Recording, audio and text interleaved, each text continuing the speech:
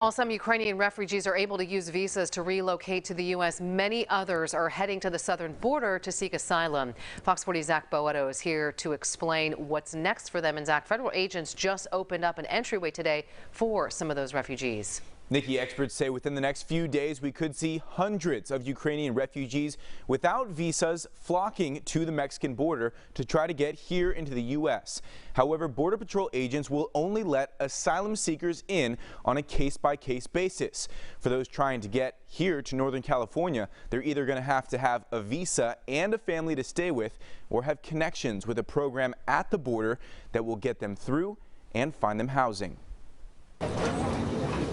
New videos from the southern border show not only Latin Americans trying to get into the United States, but now Ukrainians and Russians, many without visas, seeking asylum. There are a lot of refugees. From what I heard from people, Tijuana is basically all Russian Ukrainian speaking at this point. More than 2 million refugees have fled Ukraine because of the war. I probably don't have any other place to go. Those with visas can stay with relatives in the U.S., but without a visa, options are slim, leaving many to head to Mexico. So to board a plane flying to the United States, you have to have a U.S. visa. All these people that are in Mexico right now attempting to surrender to seek asylum, none of them have U.S. visas, and basically they do understand that they're not likely to get one.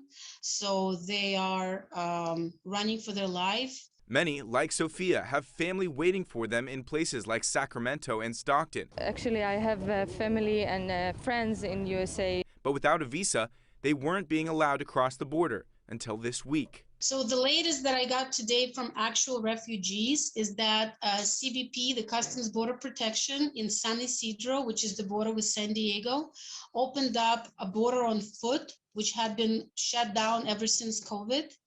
And they opened it up only for Ukrainian nationals. Now many Ukrainians will be let into the U.S. through Mexico, but because of Title 42, giving agents the right to turn asylum seekers away, others will not be so lucky. I actually have a client right now from St. Petersburg. She went to anti-war protests in St. Petersburg. She was beaten, detained, threatened. She's attempted to surrender now for 5 times.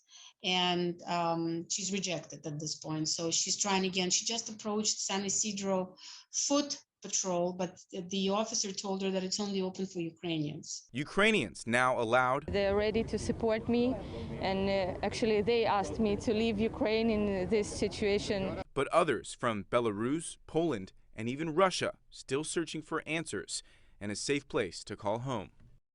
If those asylum seekers do make it into the U.S., they will then get a sponsor and are given a valid parole status for 1 year. Nikki?